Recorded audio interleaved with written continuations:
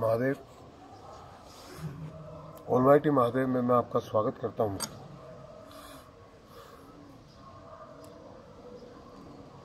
बहुत से लोग क्या होते हैं जिनको डाउट करने की आदत होती है, हर चीज़ पे डाउट करना कि ऐसा है कि नहीं है, अगर इसने ऐसा किया तो, अगर ये ऐसा नहीं हुआ तो, अगर मैं ना गया तो, और अगर मैं गया तो, अगर पेमेंट टाइम पे नहीं आया तो, हर चीज़ पे डाउट। पर मैं आपसे एक बात कहता हूं कि आप किसी पे भी डाउट कीजिएगा या तो गुरु बनाइए मत। अगर आपने गुरु बनाया है तो अपने गुरु पे डाउट मत कीजिएगा।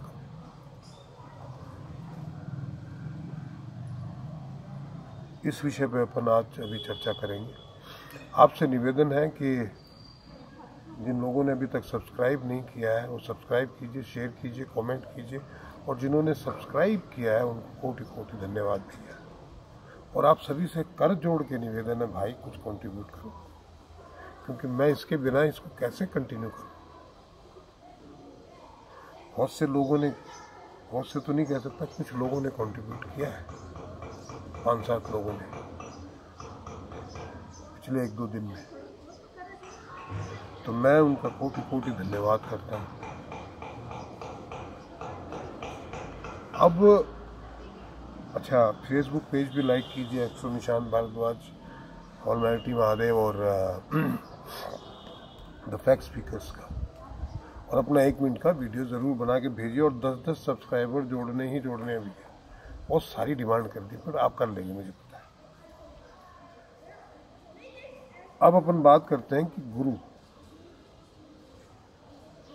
ही ईश्वर होता है।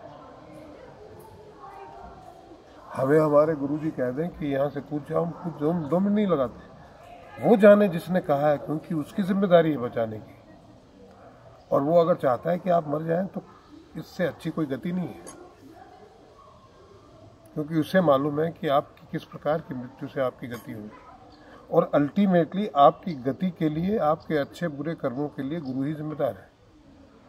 द मोमेंट उसने आपको स्वीकार कर लिया कि आप मेरे शिष्य हैं, तो आपके सारे अच्छे बुरे कर्मों की जिम्मेदारी आपके गुरु की हो जाती है, और वो निश्चित करता है कि आप अच्छे ही कर्म करें। वो बार बार आपको अच्छे कर्मों को करने के लिए प्रेरित करता है, आपको इस बात के लिए प्रेरित करता है जिससे कि आपकी जन्म जन्मांतर की जो कार्मिक बुराई है वो खत्म हो जाए। गुरु पे शंका आपके पिछले सारे पुण्य कर्मों को धो देती है। जो भी आपने संचित किया, जन्म जन्मांतर से संचित किया, वो सारे बेकार हो जाते हैं, और आपकी आगे की गति भी बिगड़ जाती है, क्योंकि द मोमेंट आपने उस पर शंका करनी शुरू की, उसकी जिम्मेदारियां खत्म हो जाती है। फिर आपके कर्मों के जिम्मेदार आप हैं। मैं आपको एक कथा सुनाता हूं।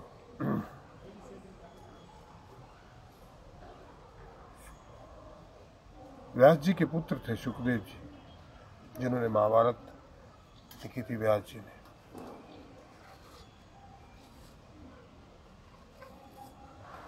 ये भागवत लिखी थी। सुखदेव जी जब उनकी अपनी माता के गर्भ में आए तो 9 महीने हो गए, 10 महीने हो गए, 11 महीने हो गए, बाहर ही नहीं आ रहे।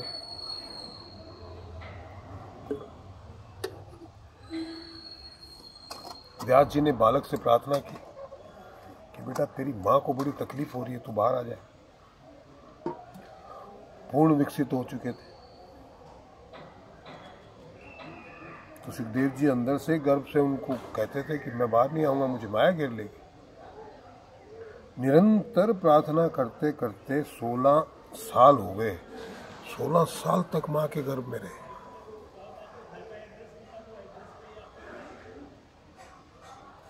तो व्यास जी को उन्हें ये निश्चित करना पड़ा कि तुम बाहर आ जाओ, माया तुम्हें व्याप्त नहीं होगी।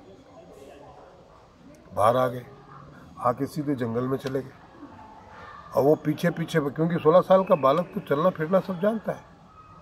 अब वो और माया घेरी भी नहीं थी, तो माया घेरती तब आदमी इस प्रोसेस से गुजरता है।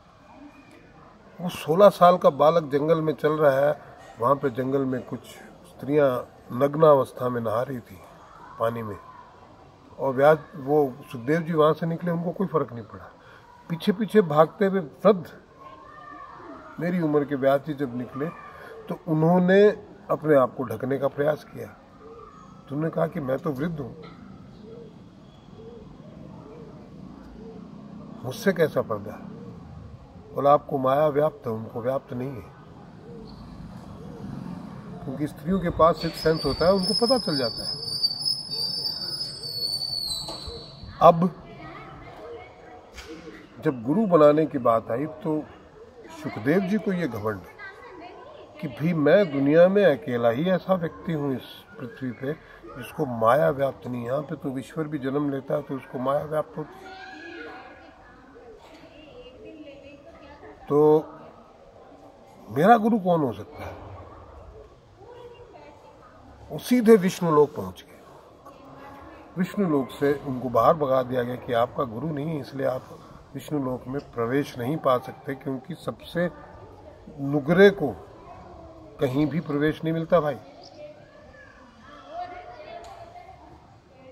तब उन्हें एहसास हुआ कि गुरु तो बनाना पड़ेगा। अब मैं गुरु बनाऊं किसको? मुझसे ज्यादा ज्ञानी कौन? तो अपनी उन्होंने व्यास जी से पूछा। व्यास जी ने कहा कि भैया राजा जनक है मिथिला का, उनको गुरु बना लो। ठीक है। अब वो राजा जनक को गुरु बनाने के लिए घर से निकलते हैं और वहां जाके देखते हैं इतनी वैभवशाली नगरी जो है मिथिला, उसके अंदर जब पहुंचते हैं तो दरबार के अंदर उनको रोक लिया जाता है। तो बोले जी मैं व्यास जी का पुत्र हूँ सुखदेव, और मैं राजा जनक से मिलने आया हूँ। तब व्यास जी के नाम से उनको अंदर एंट्री होती है। ये नहीं कहता मैं उनको गुरु बनाने आया। और वहाँ जाके देखता है कि ये नृत्यांगनाएं नाच रही हैं, सोमरस का पान हो रहा है, तरह तरह के वैभव है। बोले ये तो खुद ही माया में इतना लिप्त है, मुझे क्या ज्ञान देगा?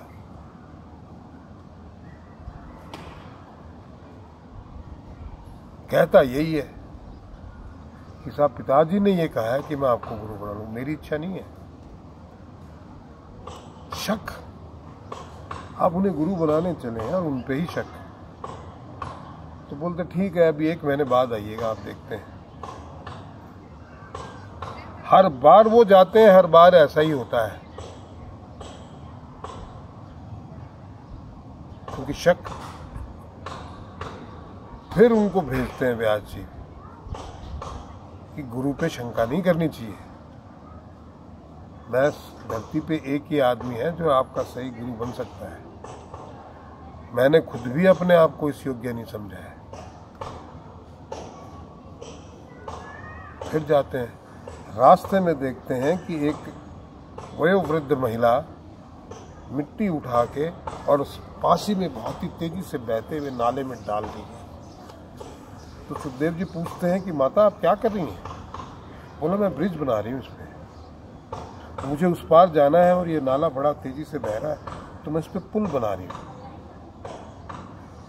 बोले ऐसे तो आप कब पुल बनाएंगे, आपकी मिट्टी तो बह जाती है। तो जब वो कहती है कि मैं तो साधारण मनुष्य हूँ, मेरी तो इतना ही परिश्रम बह रहा है, इतनी मिट्टी बह रही है, पर मैं एक ऐसे व्यक्ति को जानती हूँ जो असाधारण है और उसके कई जन्मों का पुण्य वो बहा रहा है अपने गुरु पे शंका करके। उसका नाम सुखदेव है। स्वयं सुखदेव से कह रही है वो कि जो गुरु पे शंका करता है वो तो जन्म जन्मांतर का पुण्य बहा देता है। सुखदेव जी को लगा रे बाप रे, मैं तो क्या कर रहा था। अब की बार वो गुरु का भाव लेके गए कि मुझे गुरु बनाना है। तब राजा जनक ने कहा कि भाई इनको एक तेल का कटोरा दे दो, सेनापति जी इनको पूरा नगर घुमाओ और ज्ञात रहे कि इसमें से एक भी बूंद पानी की जो तेल की है नीचे ना गिरे। जाओ बालक नगर घूम के आओ, बताना हमें नगर कैसा। और जैसे ही एक बूंद तेल नीचे गिरा इनकी गर्दन काट देना। अब सुखदेव जी वो तेल का कटोरा लेके जा रहे हैं, एक भी बूंद गिर ना जाए इस बात का भान, उनकी गर्दन कट जाएगी। अब नगर दिख रहा है क्या? नगर नहीं दिखता ना। और वो जब आए घूम के तो राजा जनक ने पूछा कि घूम लिया नगर? बोला हाँ जी हाँ जी। कैसा लगा? बोला नगर पे ध्यान कहाँ गया, मेरा ध्यान तो इस कटोरे पे था कि अगर एक भी बूंद इससे गिर गई तो गर्दन कट जाएगी।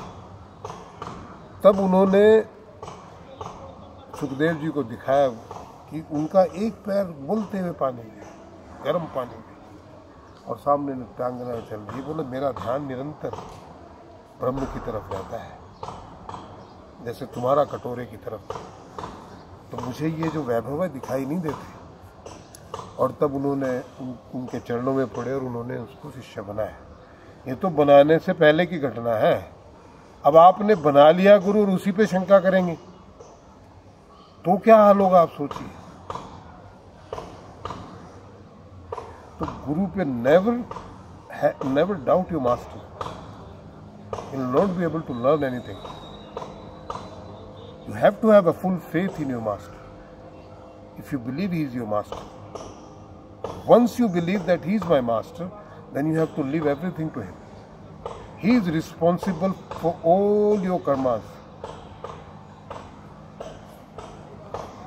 The moment you doubt him, you become responsible for your karmas.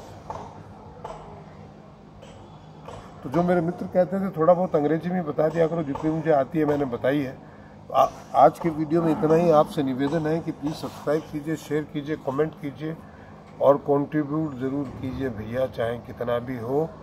Facebook page the almighty Mahadev, the fact speakers और एस्ट्रो निशांत भारद्वाज, उनको लाइक और शेयर कीजिए, फॉलो कीजिए और अपना 1 मिनट का वीडियो बना के भेजिए। महादेव।